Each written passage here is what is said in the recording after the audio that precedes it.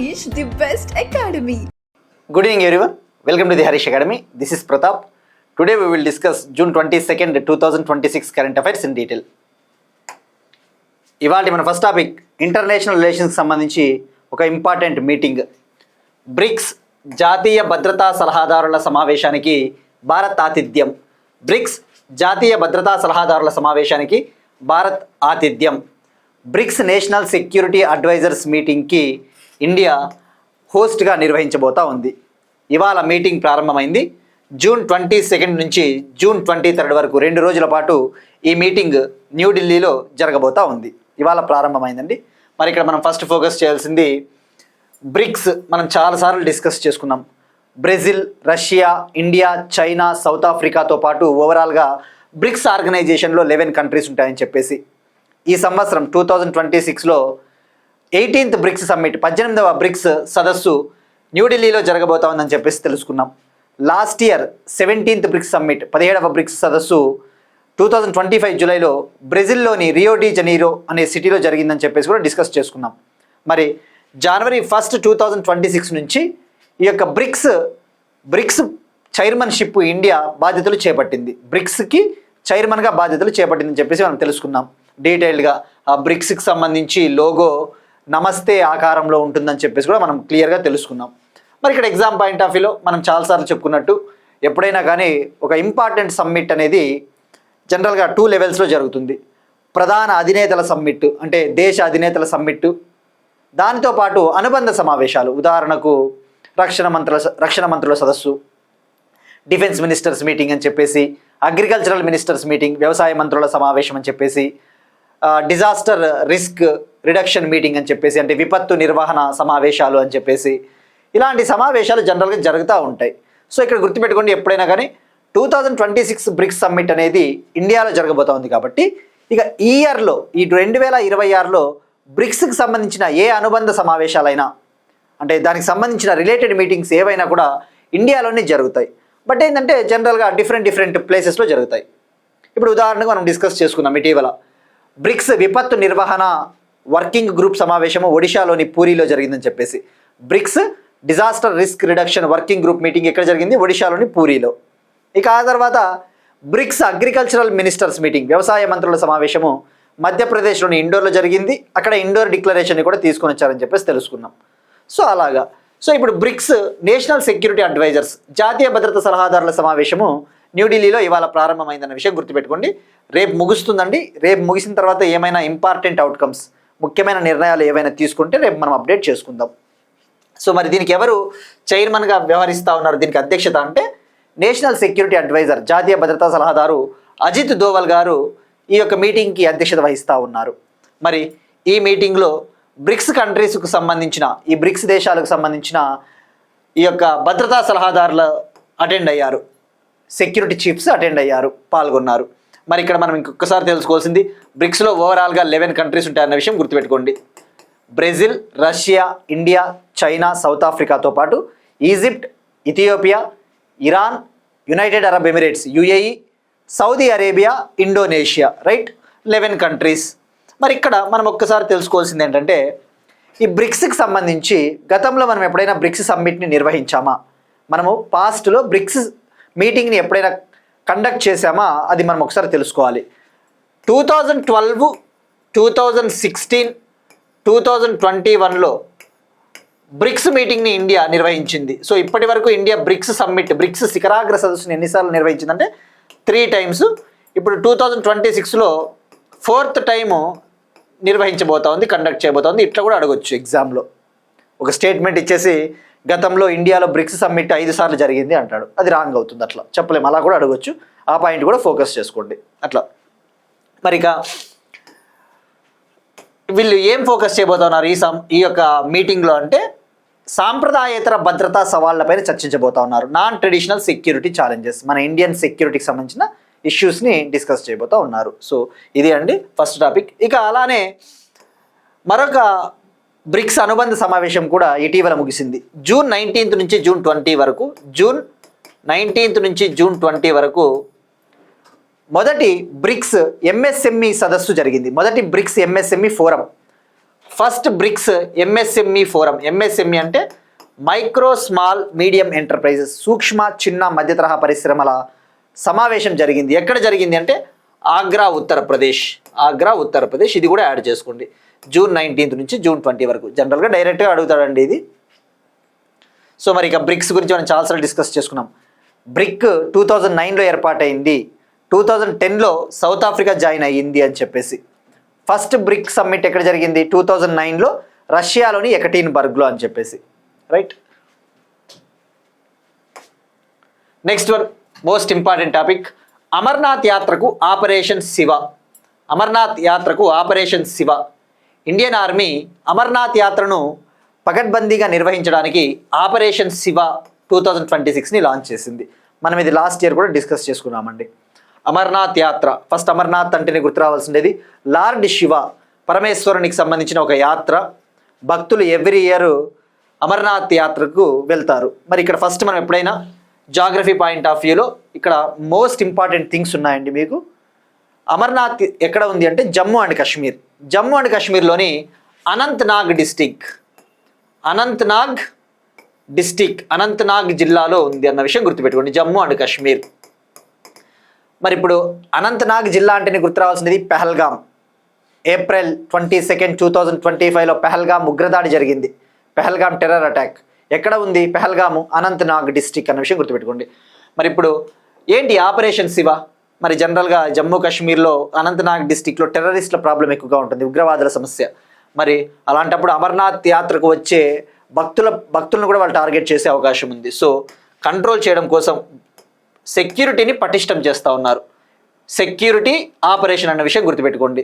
మరి ఎప్పటి నుంచి ప్రారంభం కాబోతోందంటే జూలై 3 నుంచి అమర్నాథ్ యాత్ర ప్రారంభం కాబోతోంది. ఇందులో భాగంగా జమ్మూ కాశ్మీర్లోని 55 ప్రాంతాలలో 55 యాంటీ డ్రోన్ గన్నులతో మొత్తం నిఘా చేపట్టబోతూ ఉన్నారు. జమ్మూ కాశ్మీర్లోని 55 ఏరియాస్లో modern advanced anti drone guns, సర్వైలెన్స్ని యూజ్ చేయబోతూ ఉన్నారు.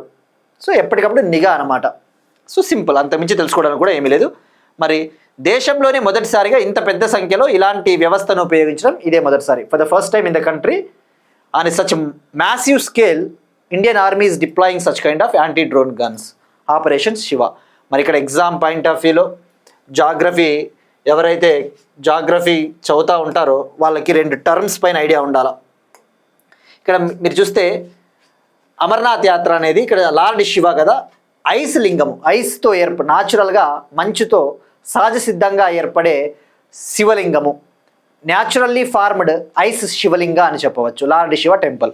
మరి ఇక్కడ ఎగ్జామ్ పాయింట్ ఆఫ్ వ్యూలో ఇక్కడ ఏముంది? కేవ్ కదా, ఇదంతా కూడా గుహ. మరి ఎలా ఫార్మ్ అయింది?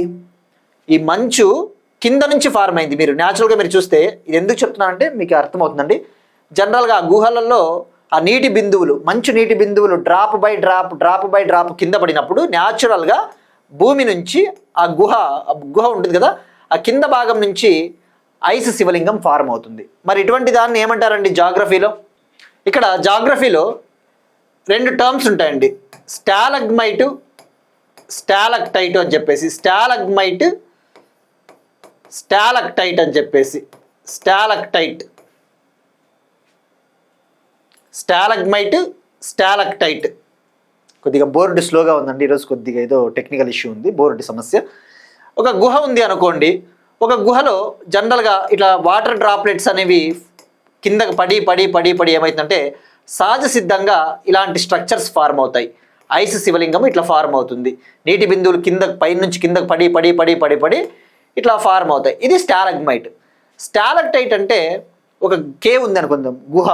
ఆ గుహ సీలింగ్, అది ఉంటుంది కదా సీలింగ్ పైభాగము, ఆ సీలింగ్ పైభాగం నుంచే న్యాచురల్గా ఇలాంటి జియోగ్రఫికల్ స్ట్రక్చర్స్ ఫార్మ్ అవుతాయి.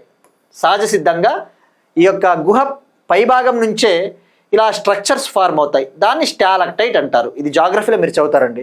సో ఇక్కడ అమర్నాథ్ ఐస్ శివలింగం కింద నుంచి సహజ సిద్ధంగా ఫార్మ్ అయింది, భూమి మీద నుంచే. సో అందుకు ఇది స్టాలగ్మైట్ అంటారు. అట్లా కూడా అడగవచ్చు స్టేట్మెంట్లలో, జాగ్రఫీలో లింకప్ చేస్తారు. సో ఇట్లాంటి ఫోకస్ చేయండి అండి, ఎందుకంటే ఇవి నార్మల్ థింగ్. ఎవరైనా కూడా ఆపరేషన్ శివ, అమర్నాథ్ యాత్ర అంటే మనకి పేపర్ చదువుకున్నా కూడా సరిపోతుంది ఇటువంటివి, కానీ కొద్దిగా మనము వాల్యూ అడిషన్ చేసుకోవాలా. Next one most important update అండి. అగైన్ ఇరాన్ అమెరికా యుద్ధానికి సంబంధించి ఒక ఇంపార్టెంట్ మీటింగ్ మనం డిస్కస్ చేసుకున్నాం. ఇటీవలే ఇరాన్కి అమెరికాకి మధ్య 14 పాయింట్ల ఒప్పందం కుదిరింది. ఇరాన్కి అమెరికాకి మధ్య ఆ యొక్క యుద్ధాన్ని ఆపేయాలి, వార్ని ఎండ్ చేయాలి, స్ట్రైట్ ఆఫ్ హార్ముజ్ జలసంధిని తెరవాలి అని చెప్పేసి 14 పాయింట్ ప్లాన్ కూడా కుదిరింది. 14 పాయింట్ల ఒప్పందం కుదిరింది. మరి మనం డిస్కస్ చేసుకున్నాం. ఆ 14 పాయింట్ల ఒప్పందానికి పాకిస్తాన్ మధ్యవర్తిగా వ్యవహరించింది, పాకిస్తాన్ మీడియేటర్గా వ్యవహరించింది అని చెప్పేసి కూడా తెలుసుకున్నాం.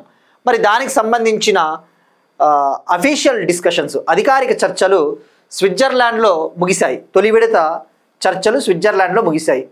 ఈ యొక్క 14 పాయింట్ ప్లాన్ని ఎలా ఇంప్లిమెంట్ చేయాలి, ఎలా అమలు చేయాలని చెప్పేసి దానికి సంబంధించిన అఫీషియల్ డిస్కషన్స్, అధికారిక చర్చలు మొదటి విడతలో భాగంగా ఫస్ట్ ఫేజ్లో భాగంగా స్విట్జర్లాండ్లో ముగిశాయండి. ఆ విషయం గుర్తుపెట్టుకోండి. ఎక్కడంటే స్విట్జర్లాండ్. మరి ఇందులో మధ్యవర్తులుగా పాకిస్తాను, ఖతార్ దేశానికి సంబంధించిన లీడర్స్ పాల్గొన్నారు. పాకిస్తాన్, ఖతార్ కంట్రీస్కి చెందిన లీడర్సు మీడియేటర్స్గా పాల్గొన్నారు. మరి ఎవరు పాల్గొన్నారు అమెరికా తరపున అంటే America vice president JD Vance, అలానే డొనాల్డ్ ట్రంప్ ప్రతినిధులు, డొనాల్డ్ ట్రంప్ యొక్క రిప్రజెంటేటివ్స్ స్టీవ్ విట్కాఫ్, కుష్నర్ వీళ్ళు పాల్గొన్నారు.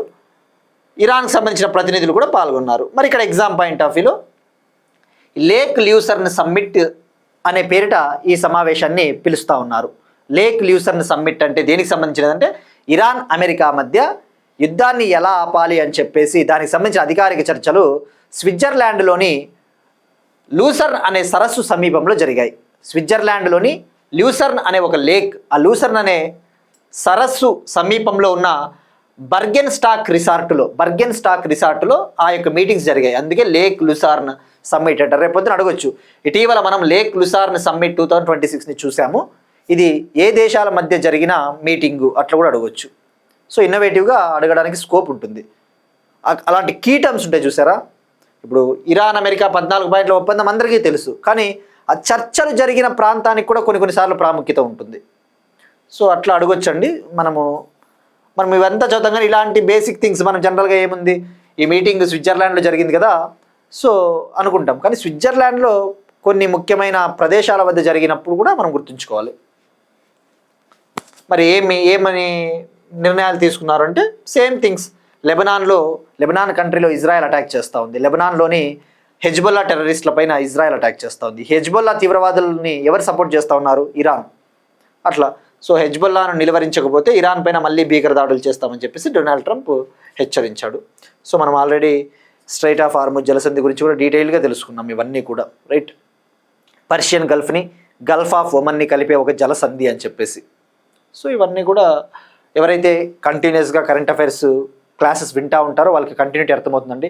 ఒక 1 డే చూసి ఒక 2-3 రోజులు అవి చూడలేదు అనుకో, డెఫినెట్లీ కంటిన్యూటీ మిస్ అవుతుంది, నష్టపోయే ప్రమాదం కూడా ఉంటుంది.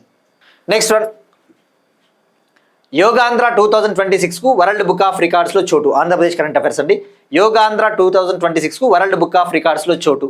ఆంధ్రప్రదేశ్కు చెందిన యోగాంధ్ర 2026ని వరల్డ్ బుక్ ఆఫ్ రికార్డ్స్ గుర్తించింది, రికగ్నైజ్ చేసింది. మరి నిన్ననే మనం డిస్కస్ చేసుకున్నాం. June 21 international day of yoga, 12వ అంతర్జాతీయ యోగా దినోత్సవం, 12th international day of yoga ప్రపంచవ్యాప్తంగా జరిగాయి.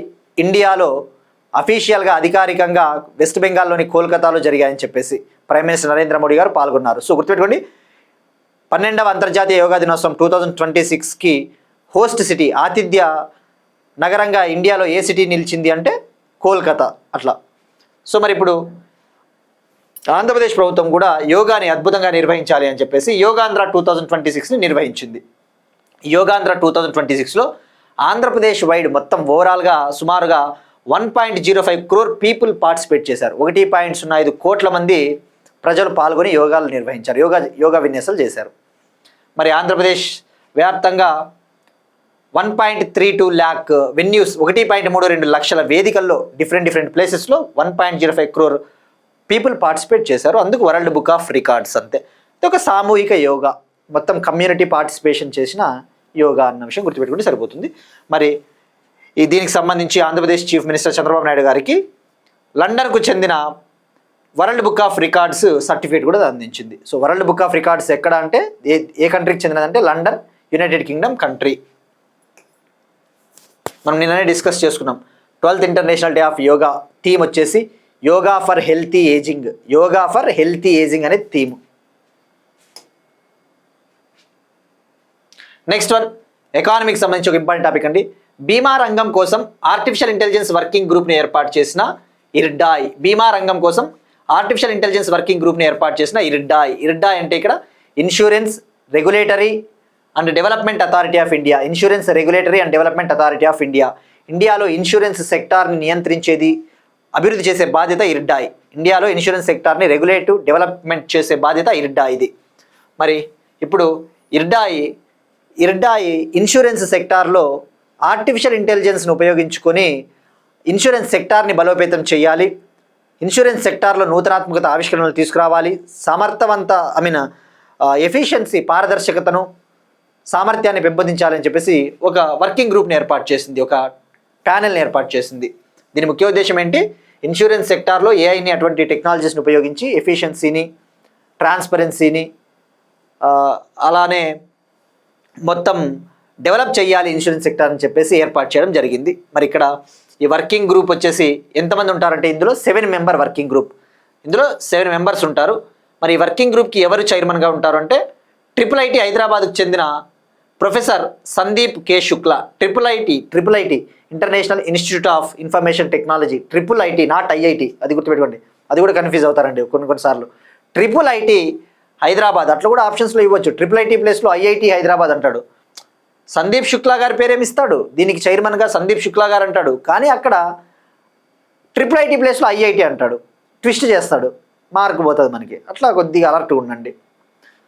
IIIT international institute of information technology. IIIT Hyderabad director professor Sandeep K Shukla గారు దీనికి చైర్మన్గా వ్యవహరించబోతూ ఉన్నారు. మరి ఏం చేస్తుంది వర్కింగ్ గ్రూపు? ఇందులో 7 మెంబర్స్ ఉంటారు.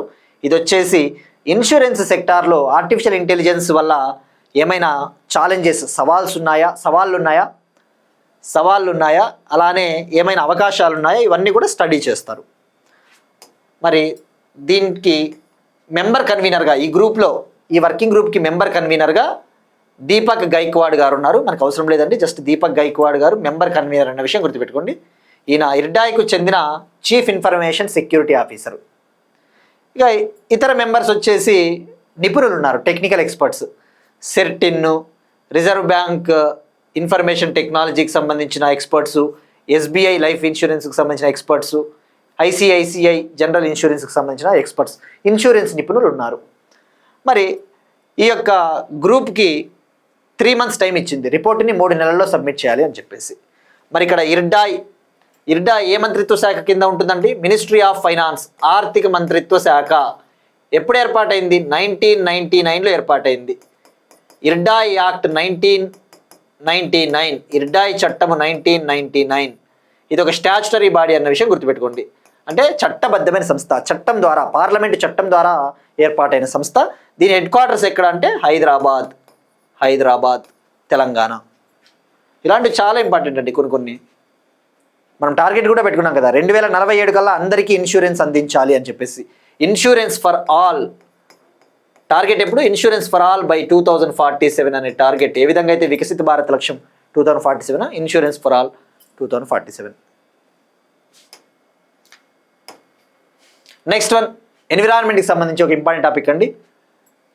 టర్కోయిస్ నెక్సస్ ఇనిషియేటివ్ను లాంచ్ చేసిన టర్కీ దేశము మరియు FAO సంస్థ. టర్కోయిస్ నెక్సస్ ఇనిషియేటివ్ అనే ఒక కార్యక్రమాన్ని లాంచ్ చేసిన తుర్కీ దేశము. గతంలో టర్కీ, ఇప్పుడు తుర్కీ దేశము, పేరు మార్చారు కదా. తుర్కీ దేశము మరియు FAO సంస్థ. FAO అంటే ఫుడ్ అండ్ అగ్రికల్చరల్ ఆర్గనైజేషన్, ఆహార మరియు వ్యవసాయ సంస్థ. FAO సంస్థ.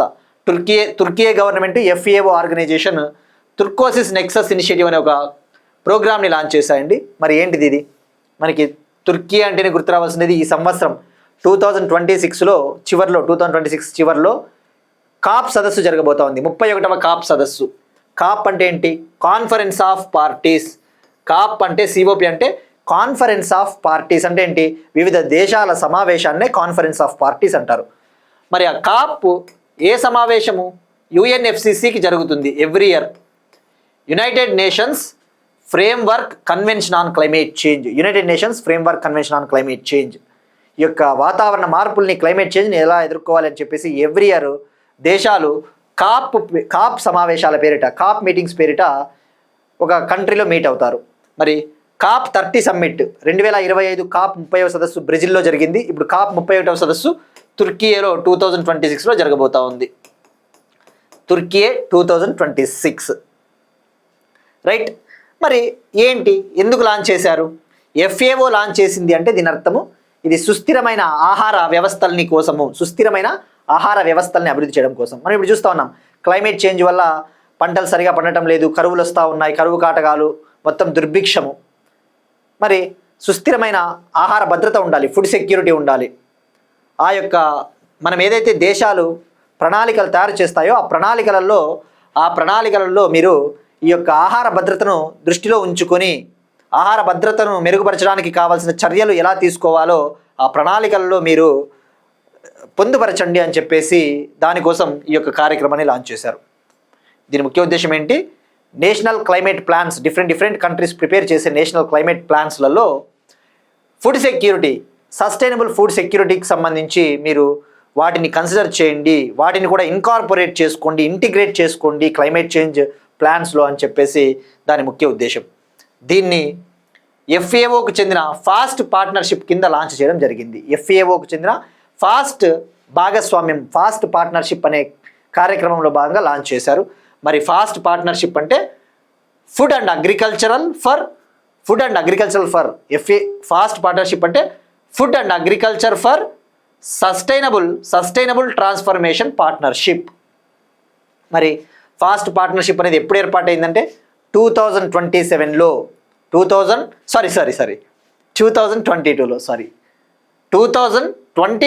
ఫాస్ట్ పార్ట్నర్షిప్ ఏర్పాటైంది. ఇప్పుడు 2022లో కాప్ 27 సదస్సు జరిగింది కదా. ఎక్కడ జరిగింది? ఈజిప్ట్లో జరిగింది. ఈజిప్ట్లోని షర్మ్ ఎల్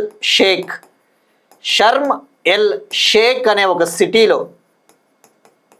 ఈరోజు కొద్దిగా బోర్డు టెక్నికల్ ఇష్యూ ఉందండి, ఏమనుకోవద్దని, కొద్దిగా స్లోగా రెస్పాండ్ అవుతా ఉంది. మనం రాసిన కొద్దిసేపటికి ఇక్కడ డిస్ప్లే అవుతా ఉంది.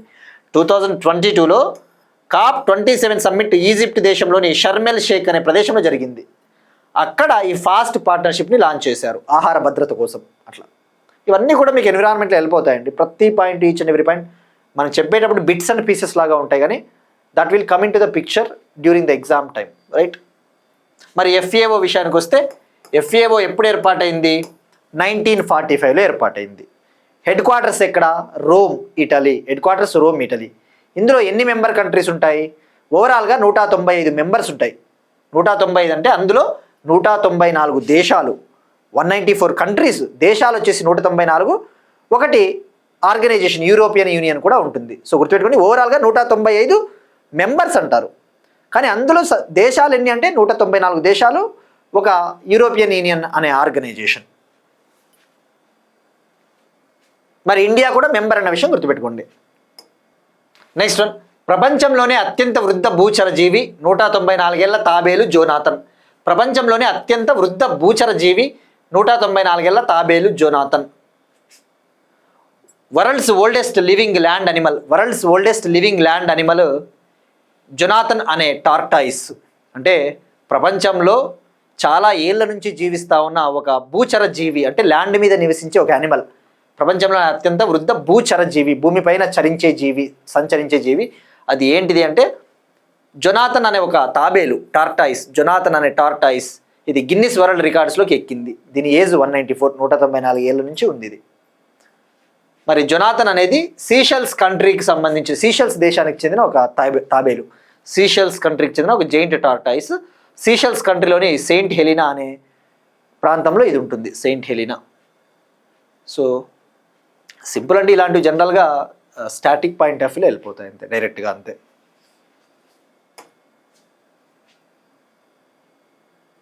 నెక్స్ట్ వన్, ఇంటర్నేషనల్ రిలేషన్స్ అండి. బొలీవియా దేశంలో ఎమర్జెన్సీని ప్రకటించిన బొలీవియా దేశ అధ్యక్షుడు Rodrigo pause. Bolivian president Rodrigo pause ఆ కంట్రీలో స్టేట్ ఆఫ్ ఎమర్జెన్సీని డిక్లేర్ చేశాడు. ఇక్కడ ఎగ్జామ్ పాయింట్ ఆఫ్ వ్యూ ఏంటంటే ఇలాంటివి నార్మల్ థింగ్స్ అండి. ప్రపంచవ్యాప్తంగా వివిధ రకాల దేశాలు ఉంటాయి. చిన్న చిన్న దేశాలు, సన్న దేశాలు చాలా ఉంటాయి.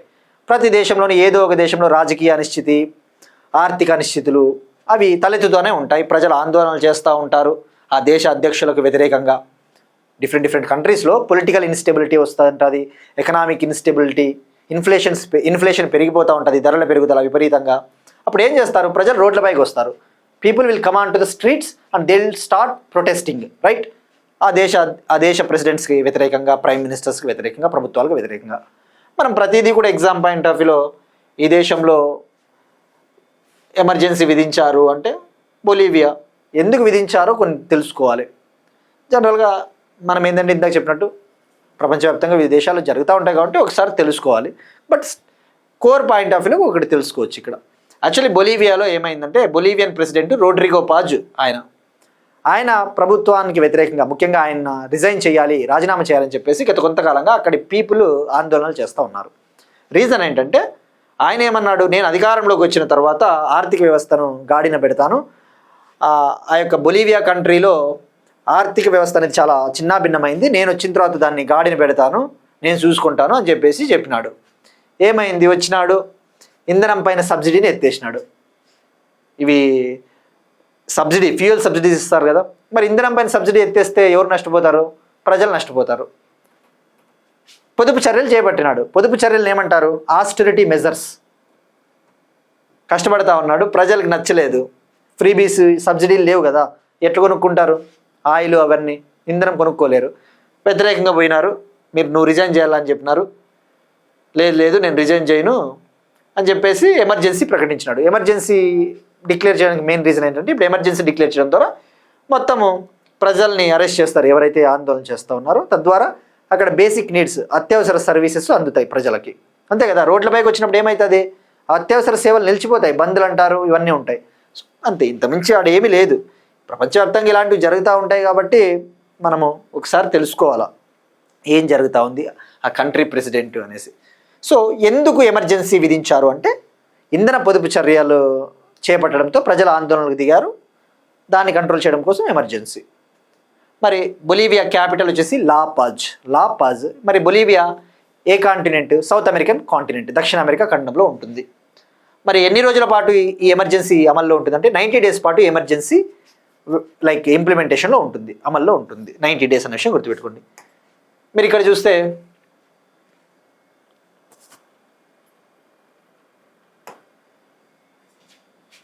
బొలీవియా అంటేనే గుర్తు రావాల్సింది మనకి జనరల్గా.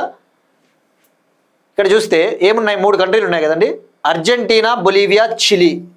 ట్రయాంగిల్ షేప్లో ఉంది. మరి మనం చాలాసార్లు డిస్కస్ చేసుకున్నాం.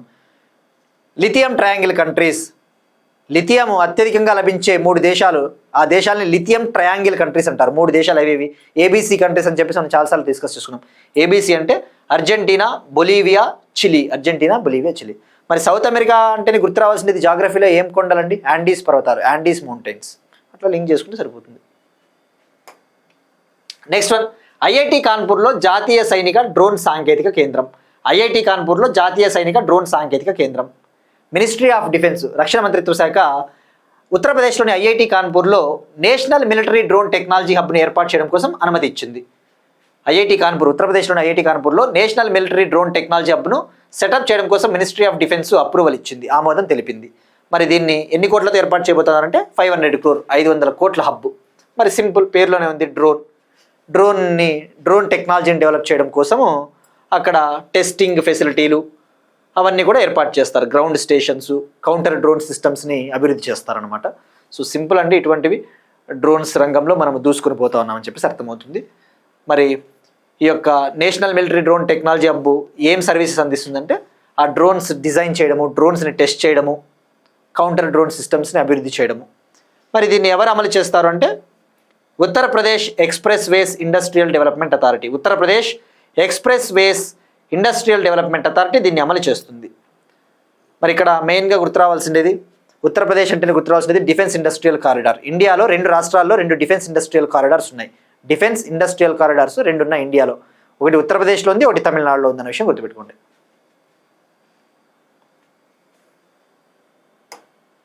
నెక్స్ట్ వన్, స్పోర్ట్స్ అవార్డ్స్కి సంబంధించి అవార్డులు.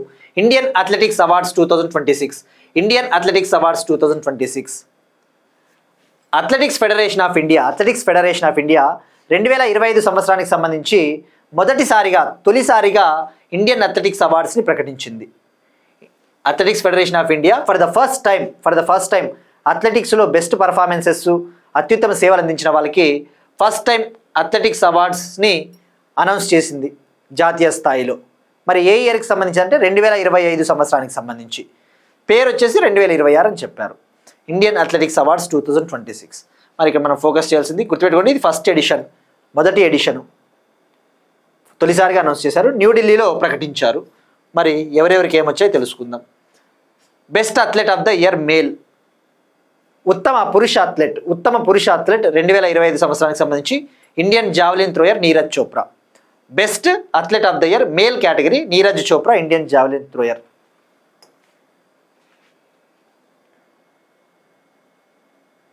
ఇక ఉత్తమ మహిళా athlete of the year best athlete of the year female category Parul Chaudhary. ఈమె కూడా athlete, runner, track and field runner. Coach of the year అంటే ఉత్తమ athletics coach, running, long jump, high jump అటువంటి ఉంటాయి కదా. Coach of the year 2025 Parveer Singh.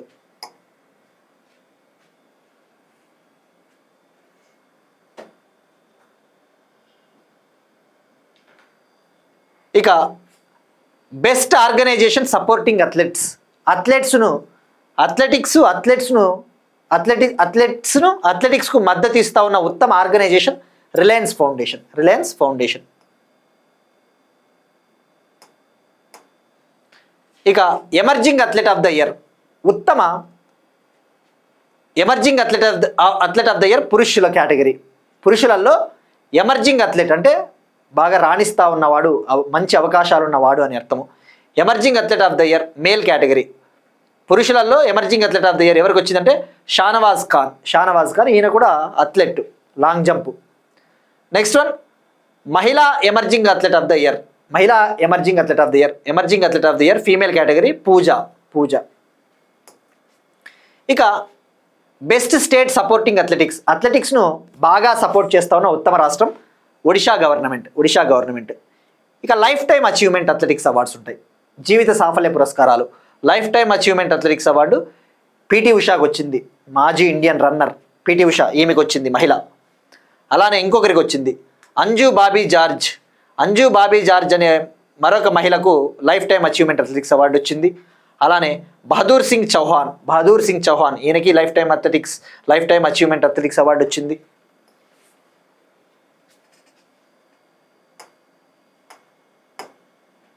So ఇవి అండి lifetime achievement athletics awards. So ఇవి ఇండియన్ అథ్లెటిక్స్ అవార్డ్స్ 2026. గుర్తుపెట్టుకొని 2025 సంవత్సరానికి ప్రకటించారు ఈ అవార్డుల్ని. Next one appointments. సొలిసిటర్ జనరల్గా తుషార్ మెహతా కొనసాగింపు. భారత సొలిసిటర్ జనరల్ తుషార్ మెహతా పదవీ కాలాన్ని కేంద్ర ప్రభుత్వం మరో 3 ఏళ్లు పొడిగించింది. Indian solicitor general Tushar Mehta గారిని గవర్నమెంట్ రీఅపాయింట్ చేసింది, తిరిగి మళ్ళీ నియమించింది. అతని యొక్క పదవీ కాలాన్ని టెన్యూర్ని 3 more years ఎక్స్టెండ్ చేసింది. మరి ఇతని పదవీ కాలం జూలై 1 నుంచి అమల్లోకి రాబోతోంది, జూలై 1 నుంచి 3 years పాటు. మరి ఇక్కడ అలానే భారత ప్రభుత్వము సుప్రీంకోర్టులో 5 అదనపు సొలిసిటర్ జనరల్స్ పదవీ కాలాన్ని కూడా పొడిగించింది, మరో 3 ఏళ్ల పాటు పొడిగించింది. సుప్రీంకోర్టులో 5 అదనపు సొలిసిటర్ జనరల్స్ యొక్క పదవీ కాలాన్ని మరో 3 ఏళ్ల పాటు పొడిగించింది. ఇక్కడ ఫస్ట్ సొలిసిటర్ జనరల్ అంటే ఎవరు? మనకి ఇండియాలో అత్యున్నత లా అధికారి ఎవరు? అత్యున్నత న్యాయాధికారి అటార్నీ జనరల్. ఆర్టికల్ 76 ప్రకారం ఒక కాన్స్టిట్యూషనల్ పోస్ట్ ఉంటుంది, రాజ్యాంగబద్ధ సంస్థ అటార్నీ జనరల్. భారతదేశపు అత్యున్నత న్యాయాధికారి.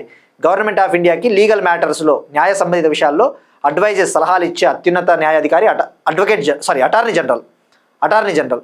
అతని తర్వాత 2వ అత్యున్నత న్యాయాధికారి ఎవరు భారతదేశంలో అంటే సొలిసిటర్ జనరల్. ఇతను అటార్నీ జనరల్కి అవసరమైన సలహాలు ఇన్ ద సెన్స్ ఏదైనా అవసరం వస్తే హెల్ప్ చేస్తాడు అట్లా.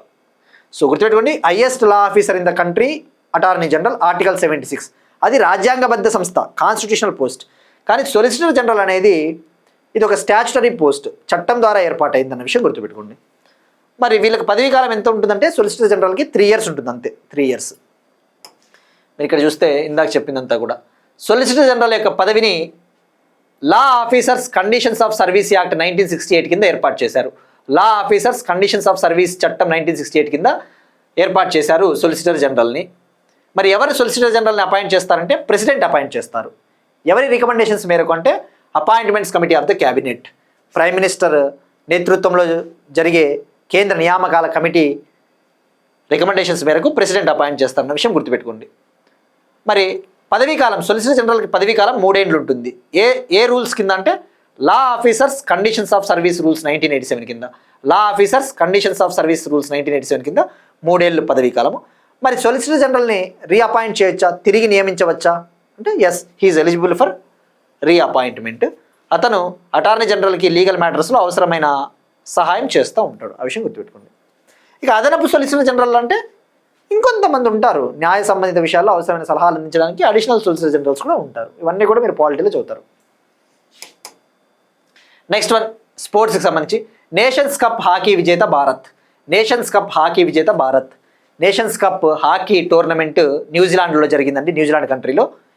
ఇది women's hockey cup. FIH, federation of international hockey, FIH women's hockey nations cup tournament న్యూజిలాండ్లో జరిగింది. ఫైనల్లో ఇండియన్ ఉమెన్స్ టీం, భారత మహిళల హాకీ జట్టు విజేతగా నిలిచింది, విన్నర్గా నిలిచింది, రెండవసారి విజేతగా నిలిచింది. ఫైనల్లో న్యూజిలాండ్ని 2-0 గోల్స్ తేడాతో ఓడించింది. మరి ఇండియన్ ఉమెన్స్ హాకీ టీంకి కెప్టెన్ ఎవరంటే సలీమా టెటే.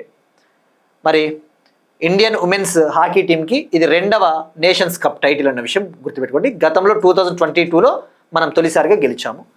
ఇప్పుడు గెలవడం ద్వారా Indian women's hockey team FIH women's pro league టోర్నమెంట్కి కూడా అర్హత సాధించింది. ఎఫ్ఐహెచ్ ఉమెన్స్ ప్రో లీగ్ టోర్నమెంట్కి కూడా ఎలిజిబిలిటీ సాధించింది, క్వాలిఫై అయ్యింది అన్న విషయం గుర్తుపెట్టుకోండి.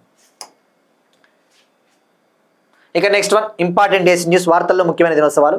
World rain forest day 2026. World rain forest day 2026 every year June 22న వరల్డ్ రెయిన్ ఫారెస్ట్ డేని సెలబ్రేట్ చేసుకుంటారు. రెయిన్ ఫారెస్ట్ అంటే ఏంటండి, జనరల్గా సతత హరితారణ్యాలు అంటారు కదా. సతత హరితారణ్యాలు అంటే ఒక విధంగా చెప్పాలంటే ఉంటుంది కదా, కాకులు దూరని కారడివి, చీమల దూరని చిట్టడివి అంటారు కదా, అట్లా సతత హరితారణ్యాలు. ఉదాహరణకు మన నార్త్ ఈస్ట్ ప్రాంతం పోయినామనుకో, ఈ ఈశాన్య రాష్ట్రాల్లో ఉండే అడవులు, వెస్ట్రన్ ఘాట్స్ పశ్చిమ కనుమలు, అండమాన్ నికోబార్లో ఉండే అడవులు కావచ్చు, లేదంటే అమెజాన్లో ఉండే అమెజాన్ బేసిన్, సౌత్ అమెరికాలో ఉండే అమెజాన్ అడవులు అంటారు. అమెజాన్ అడవులు ఉంటాయి కదా, వాటిని ఏమని పిలుస్తారు, సెల్వా అడవులు అంటారు కదా, సెల్వాస్. ఇవన్నీ కూడా మీరు జాగ్రఫీలో చదువుతారు. ఇవి రెయిన్ ఫారెస్ట్స్ అంటే సంవత్సరం పొడుగునా వర్షపాతము, సంవత్సరం పొడుగునా ఎండ ఉంటుంది. సంవత్సరానికి 200 సెంటీమీటర్ల కంటే ఎక్కువ వర్షపాతం కురుస్తుంది. Every year more than 200 centimetres rainfall. Temperatures కూడా 35 డిగ్రీ సెంటీగ్రేడ్ పైనే ఉంటాయి ఎవ్రీ ఇయర్. అధిక ఉష్ణోగ్రత, అధిక వర్షపాతము, those are called rain forests. మరి జనరల్గా రెయిన్ ఫారెస్ట్లో మళ్ళీ 2 రకాలు ఉంటాయి. ట్రోపికల్ రెయిన్ ఫారెస్ట్స్ ఉంటాయి, టెంపరేట్ రెయిన్ ఫారెస్ట్స్ ఉంటాయి. ట్రోపికల్ రెయిన్ ఫారెస్ట్ అంటే ఈ ట్రోపిక్స్ ఉంటాయి కదా, కర్కట రేఖ మకర రేఖ మధ్యలో ఉన్న అడవులు. ఉదాహరణకు ఈక్వటోరియల్ రెయిన్ ఫారెస్ట్స్ అంటారు, అమెజాన్ అడవులు. టెంపరేట్ రెయిన్ ఫారెస్ట్లు అంటే యూరోపియన్ కంట్రీస్లో ఉండే హయ్యర్ ఆల్టిట్యూడ్లో ఉండే ఫారెస్ట్స్. బట్ ఎనీవే రెయిన్ ఫారెస్ట్లు అంటే సతత హరితారణ్యాలు, ఎప్పుడు కూడా పచ్చగా ఉంటాయి. కాకులు దూరని కారడివి, చీమల దూరని చిట్టడివి అన్న విషయం గుర్తుపెట్టుకోండి. రైట్. మరి థీమ్ ఏంటి ఈ సంవత్సరం? థీమ్ వచ్చేసి the forest within you. The forest within you అనే థీమ్. అంటే నీలో అడవి ఉందా, థీమ్ తెలుగులో నీలో అడవి ఉంది, నాలో అడవి ఉంది, the forest within you. Right. So rain forests మరి జూన్ 22న సెలబ్రేట్ చేసుకుంటారు. ఎవరు నిర్వహిస్తారు అంటే రెయిన్ ఫారెస్ట్ పార్ట్నర్షిప్ అనే ఒక international non profit organisation. Rain forest partnership అనే ఒక అంతర్జాతీయ నాన్ ప్రాఫిట్ ఆర్గనైజేషన్. దీని హెడ్ క్వార్టర్స్ ఎక్కడ ఉందంటే అమెరికాలోని టెక్సాస్ స్టేట్ యొక్క క్యాపిటల్ సిటీ ఆస్టిన్ అనే నగరంలో ఇది ఉంది హెడ్ క్వార్టర్స్. మరి ఫస్ట్ టైం ఎప్పుడు ఈ డేని ఏర్పాటు చేశారంటే 2017లో 2017లో ఈ డేని ఏర్పాటు చేశారు, 2017. మరి జనరల్గా జూన్ 22 ఎందుకు సెలబ్రేట్ చేసుకుంటారండి? మనకి జాగ్రఫీలో జూన్ 20 లేదా జూన్ 21 జనరల్గా ఉత్తరాయణం అంటారు కదా. ఉత్తరాయణము అంటే సమ్మర్ సొలిస్టైస్. ఈ ఉత్తరార్ధగోళంలో నార్థన్ హెమిస్ఫియర్లో సమ్మర్ సొలిస్టైస్ జూన్ 20 లేదా జూన్ 21 వస్తుంది ఎవ్రీ ఇయర్. దీన్నే ఉత్తరాయణం అంటారు. అంటే సమ్మర్ ప్రారంభం అవుతుంది ఉత్తరార్ధగోళంలో, నార్థన్ హెమిస్పియర్. ఇండియా అనేది ఉత్తరార్ధగోళంలో ఉంది, completely located in northern hemisphere India. జాగ్రఫీలో మీరు చదువుతారు. మరి ఆ సమ్మర్ సోల్స్టైస్ అంటే ఏంటి? జనరల్గా పగలు ఎక్కువ ఉంటుంది, రాత్రి తక్కువగా ఉంటుంది. Longest day in a year, ఒక సంవత్సరంలో ఆ సమ్మర్ సోల్స్టైస్ రోజున డే ఎక్కువగా ఉంటుంది, పగలు ఎక్కువగా ఉంటుంది, రాత్రి తక్కువగా ఉంటుంది. జనరల్గా ఆ అడవులని రక్షించడానికి కానీ మంచి ఎన్విరాన్మెంట్ ఉంటుంది అక్కడ అట్లా. సో ఇవన్నీ కూడా జాగ్రఫీలో ఇట్లాంటివి లింకప్ చేసుకుని సరిపోతుంది. ఇక ఇవాళ క్వశ్చన్ అండి, వూల్ఫ్ ప్రైజ్ విన్నర్ 2025 ఎవరు? మనం డిస్కస్ చేసుకున్నాం. వూల్ఫ్ ప్రైజ్ ఫిజిక్స్లో 2025 ఇయర్కి సంబంధించి తొలిసారిగా భారత సంతతికి చెందిన శాస్త్రవేత్తకు వచ్చింది. For the first time Indian origin physics సైంటిస్ట్కి వచ్చింది వూల్ఫ్ ప్రైజ్. ఏ కంట్రీ ఇస్తుంది, అతని పేరేంటి? ఇక నిన్న అడిగిన క్వశ్చన్, ప్రధానమంత్రి వికసిత్ భారత్ రోజ్గార్ యోజన, ఇది ఎంప్లాయ్మెంట్ స్కీము. ఈ స్కీమ్ కింద ప్రైమ్ మినిస్టర్ మోడీ గారు 2400 కోట్లని రిలీజ్ చేశారు. ఆగస్ట్ 1, 2025 నుంచి ఇది అమల్లోకి వచ్చింది. మనం ఆల్రెడీ ఈ స్కీమ్ గురించి డీటెయిల్గా డిస్కస్ చేసుకున్నాం.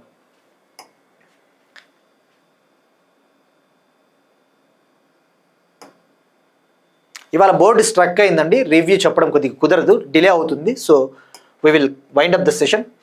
మనం ఇక్కడితో ముగిస్తూ ఉన్నాం, కొద్దిగా బోర్డు ప్రాబ్లంలో ఉంది. That's it. We will meet you tomorrow and thank you everyone.